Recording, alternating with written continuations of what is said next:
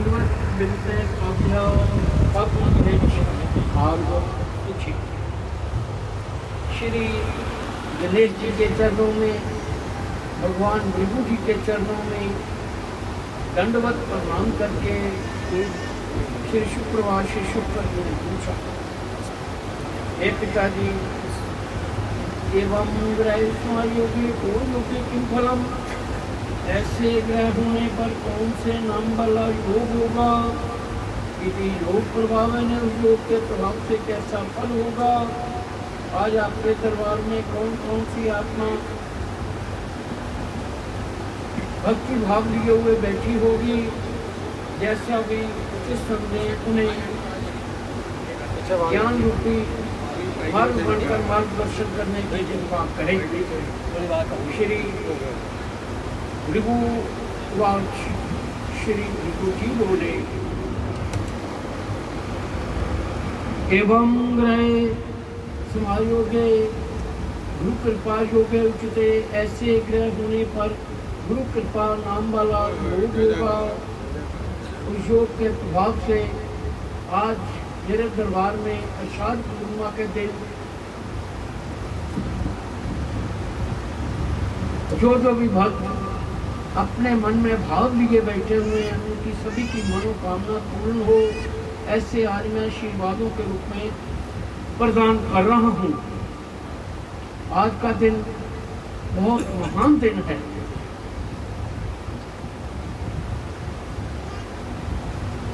आज उत्सर्ग का दिन है, प्रकट करने का दिन है, बलिदान करने का दिन है, समर्पण करने का दिन है। आज आकाश में चंद्रमा पूर्णता पर है। गुरु प्रेम रूपी बादल बनकर बरस रहा है। शिष्य भी गुरु के प्रति अपने आप को समर्पित करके धन समझ रहा है।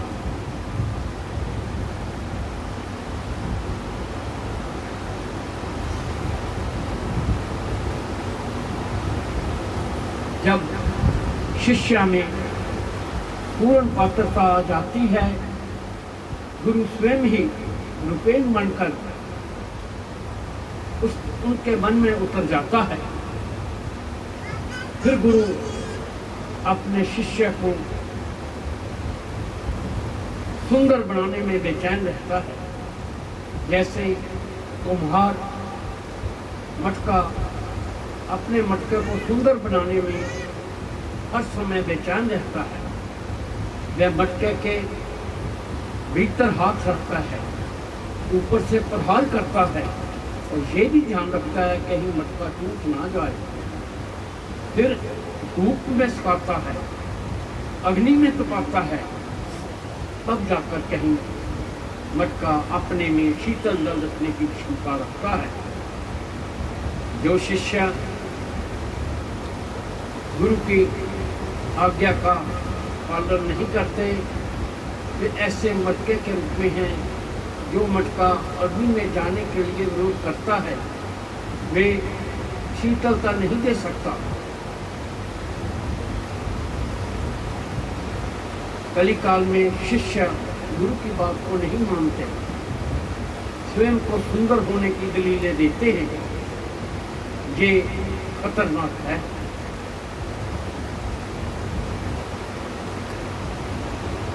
गुरु अंधकार से रोशनी की ओर ले जाता है।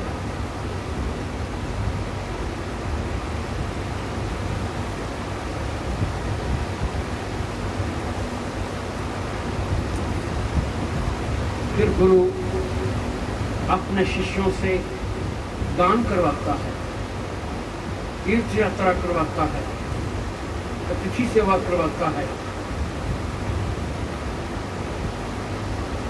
सिमरन करवाता है, जिससे कि इहलोक और परलोक के जो पाप कर्म किए होते हैं उनका नाश होता है। जब पापों का नाश होता है, विघ्न बाधाएं स्वयं ही दूर होकर सुख सुविधाएं आनी शुरू हो जाती हैं।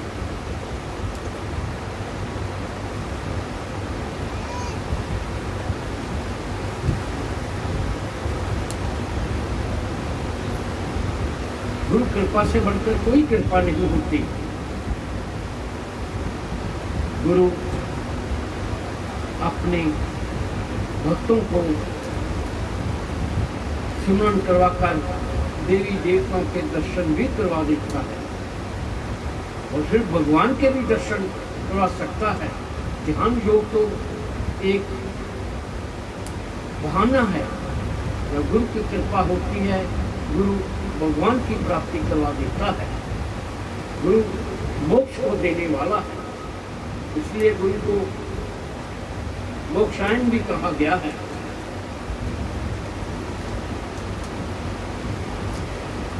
गुरु की महिमा को किसी साधारण व्यक्ति से भी पूछा जाए तो वो ये कहेगा, गुरु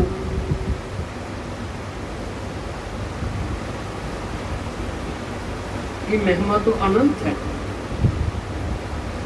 यदि उससे पूछा जाए क्या तुम गुरु की आज्ञा का पालन करते हो, यदि वे आज्ञा का पालन करता होगा तो वो मौन रहेगा, यदि आज्ञा का पालन नहीं करता तो वह तुरंत ही हाँ कह देगा।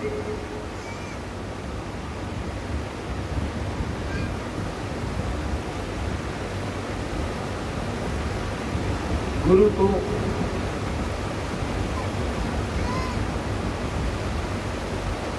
धरती लोक पर साक्षात अपनी कृपा का प्रमाण देते हैं। सोचो, यदि गुरु ने हाथ पकड़कर अक्षर ज्ञान ना करवाया होता तो आज मानव जाति पशु के समान होती, बिना विद्या के पशु के समान होता है। ये साक्षात गुरु की कृपा का प्रमाण है।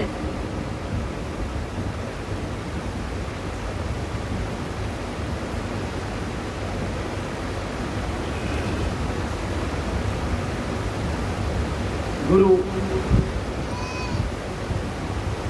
जब आषाढ़ मास की पूर्णिमा को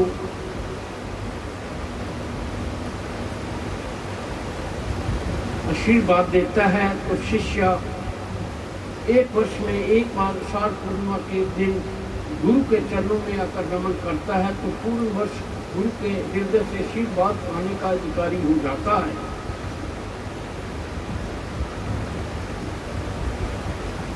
गुरु निर्देश देकर अपनी ऊर्जा को आषाढ़ पूर्णिमा के दिन अपने शिष्यों में परिवर्तन कर देता है और फिर विधि बता देता है।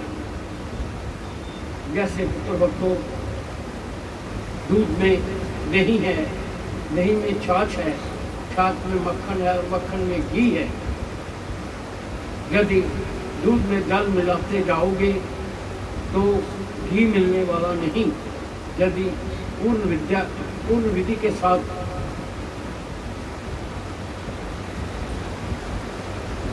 करोगे तो दूध में दही मिलेगा, दही में मक्खन, छाछ और मक्खन से घी तैयार हो जाता है। जब मक्खन प्राप्त होता है उसमें जितना मर्जी जल मिलाते जाओ तो फिर घी उस जल में मिश्रित नहीं हो सकता। ऐसे ही जब गुरु की कृपा होती है उनके ऊपर कलयुग का प्रभाव नहीं होता। कलयुग में गुरु अपने शिष्यों को भगवान के दर्शन करवाता है, जिससे इहलोक परलोक दोनों ही कर जाते हैं। हे पुत्र भक्तों,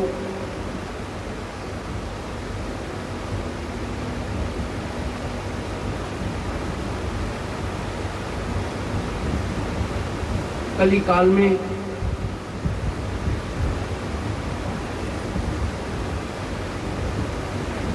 बहुत से व्यक्ति अपने जैसे गुरु को ढूंढते हैं, जो कामी हो, तृष्णामय हो, चमत्कारी हो, शीघ्र से शीघ्र मनोकामना पूर्ण करने वाला हो, चमत्कारी हो। जब मनोकामना पूर्ण नहीं होती तो शिष्य गुरु के प्रति निंदा करनी आरंभ कर देता है, मिथ्यावाणी बोलता है। गुरु की निंदा तो गो के हत्यारे के बराबर है।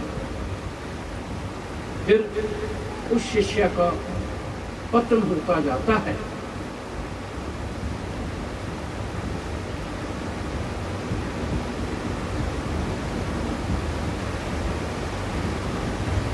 आषाढ़ पूर्णिमा के दिन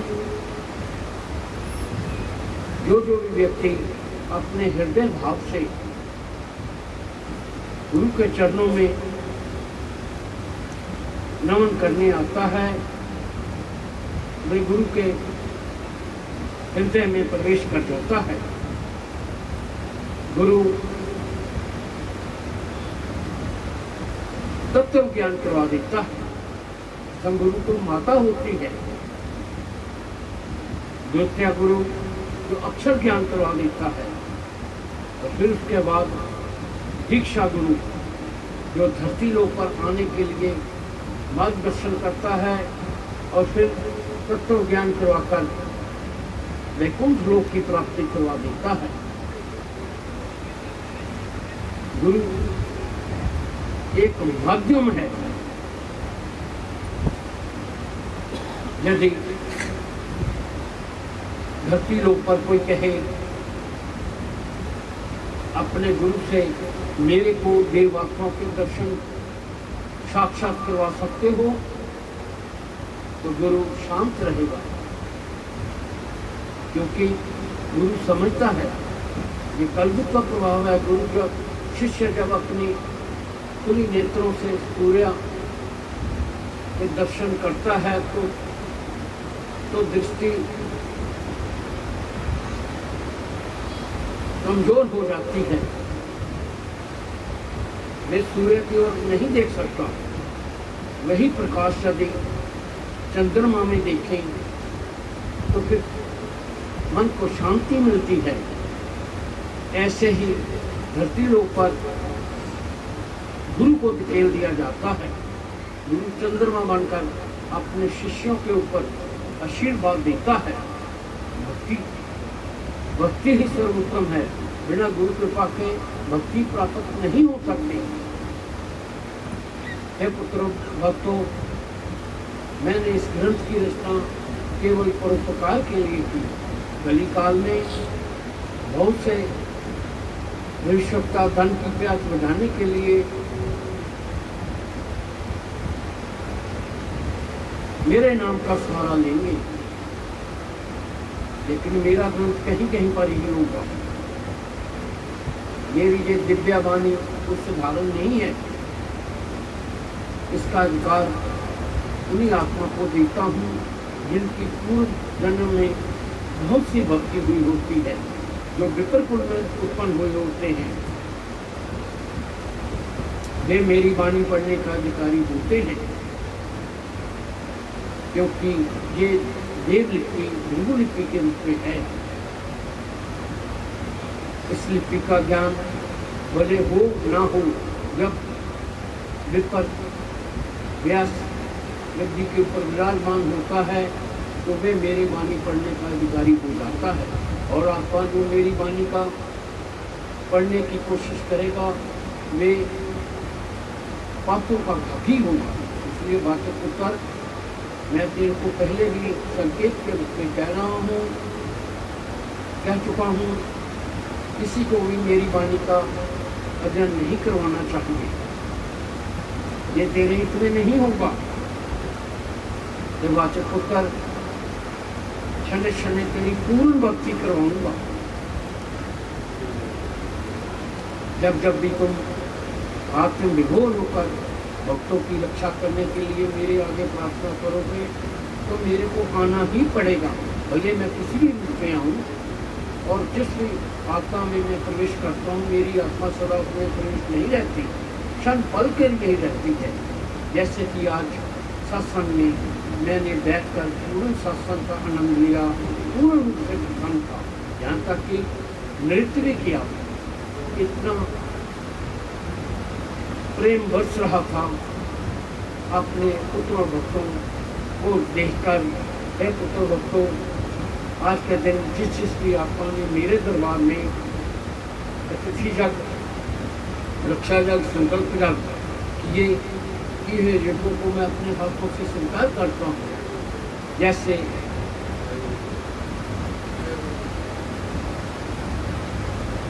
मातृ पितृ देवो भाव है, अतिथि देवो भाव है, ऐसे ही यदि गुरु देवो भाव हो जाए, यही गुरु के प्रति पूजा होगी। गुरु की निंदा को नहीं सुनना चाहिए, गुरु की शोभा करते रहना चाहिए। गुरु भगवान और साधारण आत्मा के बीच में एक सेतु के रूप में है। ये सेतु बनकर कार्य करता है। देखा जाए, मैंने इस ग्रंथ की रचना इसीलिए की, जो धरती लोक पर आत्मा पापों से दुखी हैं, उनके पापों का निवारण कैसे किया जाए। धरती लोक पर इतनी विघ्न बाधा है कि पापों की सजा है। बिना भक्ति के पाप शांत नहीं हो सकते। कर्म करते हुए हर प्राणी से तंत्र रहता है। कर्म होने के पश्चात कर्म सूत्र के साथ बन जाता है, फिर कर्म फल को भोगना पड़ता है। एक पुत्र भक्तों, तुम्हारे पास कोई दिव्य दृष्टि होगा, तुम देख सकते हो।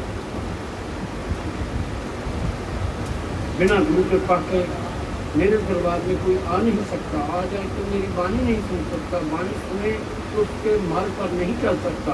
उन आत्मा को तो अपने आप को पूर्ण भाग्यवान समझना चाहिए, जिन्होंने जो मेरी वाणी के बताए मार्ग पर चलते हैं और उनके पापों का नाश होता है। साधारण वाणी नहीं है। एक बार अपने मन के भाव से, हृदय से मेरे को बुलाकर तो देखो। मैं तो धरती ऊपर भ्रमण करता रहता हूँ। कभी कभी अपने पुत्र भक्तों की रक्षा करने के लिए देशों विदेशों में भी जाना पड़ता है। हम देवात्मा धर्म के भूखे नहीं हैं, भूखे वश हैं। केवल श्रद्धा भावना के, श्रद्धा भावना से किया हुआ कोई भी कार्य कभी भी खाली नहीं जाता। अपने पुत्र भक्तों की श्रद्धा भावना देखो, आज मेरी आत्मा की प्रसन्न हो रही है। जिन जिन में आत्मा ने मेरे दरबार में आज सत्संग के रूप में सुना, उनके पापों का नाश हुआ। हे पुत्र भक्तों, जब भी मेरे दरबार में सत्संग के रूप में हो, भंडारे के रूप में हो, ऐसे समय को अपने हाथ से नहीं जाने देना चाहिए, क्योंकि तुम्हारे पास दिव्य दृष्टि नहीं है। दिव्य दृष्टि तो देवताओं के पास है। ना जाने किस रूप में सत्संग में भगवान आते हैं, उनके चरण स्पर्श करने से ही पापों के ढेरों के ढेर ऐसे नाश होते हैं, जैसे घास के बड़े बड़े ढेरों को मारकर अग्नि राख के रूप में परिवर्तन कर देती है। आज अमृत भरकर वर्षा कर रहा हूँ और मेरी आत्मा भी प्रसन्न है। मेरे आशीर्वाद बने रहे। जो भी आत्मा इस समय मेरे दरबार में उपस्थित है, सभी मेरी दृष्टि में है। ऐसा नहीं समझना चाहिए मेरे पिता ने मेरा नाम लेकर क्यों नहीं कहा। सभी को आशीर्वाद देता हूँ। और आज जैसा कि मैंने अपने अक्षर रूपी वाणी द्वारा वाचक पुत्र को आदेश के रूप में दिया था, गुरु पूर्णिमा के दिन गुरु कृपा को प्राप्त करने के लिए मेरे इस कामर ग्रंथ को मेरे पुत्र, मेरे भक्त गौरव नाम वाली आत्मा को प्रदान कर दिया जाए, जिसके पिता का नाम सतीश नाम से मशहूर है। हे पुत्र, मेरे ग्रंथ के केवल दर्शन करने चाहिए, पठन पाठन की कोशिश नहीं करनी चाहिए। ये तुम्हारे हित में नहीं होगा। मेरे द्वारा किया हुआ यह ग्रंथ प्रदान देशों विदेशों में तुम्हारी रक्षा करता रहेगा। तुम्हारी श्रद्धा भावना दिन प्रतिदिन बढ़ती जाएगी। जो पुत्र पुत्र भक्तों से मैं बार बार तीर्थ यात्रा करवाता हूँ। हे पुत्र भक्तों, तीर्थ यात्रा करने के लिए देवात्मा भी हर समय उत्सुक रहते हैं। और जब देवात्मा और ऋषि मुनि उस स्थान पर यात्रा करते हैं, उनके चरणों की धूल जब साधारण आत्मा के मस्तक पर लग जाती है, मस्तक पर लगने से उस आत्मा का भाग्य में परिवर्तन हो जाता है, भाव बदल जाते हैं। जब भाव बदलते हैं तो देव आत्मा उन्हें हृदय से लगा लेती है। फिर मन में कोई इच्छा ही नहीं रहती, केवल एक ही इच्छा होती है, मैं अपने इष्ट गुरु की प्रार्थना करता जाऊं, शुभ कर्म करूं, दान करूं, तीर्थ यात्रा करूं, सिमरन करूं, सत्संग करूं। ऐसे मन में भाव हो जाएं तो इस लोक और लोक दोनों ही उतर जाते हैं। इसमें किंचित मात्र भी संशय नहीं करनी चाहिए। बेटी सभी आत्मा को आशीर्वाद देकर अब मेरी आत्मा तब तक सैन नगरी में नहीं रहेगी, सैन नगरी में रहेगी जब तक भंडारे इत्यादि के रूप में पूरा नहीं हो जाता, क्योंकि मैं देख रहा हूँ आज कलयुग ने अपना प्रभाव बनाना था। इसीलिए मैं अमृत समय से ही उस स्थान पर भ्रमण कर रहा था, कहीं कलयुग अपना प्रभाव ना बना सके। हे वाचक पुत्र, जैसा कि पहले भी मैंने आदेश के रूप में दिया हुआ है, जब जब भी कोई भंडारे इत्यादि के रूप में करता है, करने वाले को जब तक भंडारा समाप्त ना हो जाए तब तक स्वयं उसको ग्रहण नहीं करना चाहिए। यदि वे स्वयं ग्रहण करेगा तो वे भंडारा संपूर्ण नहीं होता। इसलिए वाचक पुत्र, मेरी आज्ञा का पालन करो। मैं सभी आत्मा को आज मैं आशीर्वाद देकर अपनी वाणी को विराम दे रहा हूँ। सभी को मेरे बहुत बहुत आशीर्वाद। शुभ। बोलो श्री गुरु जी महाराज की जय।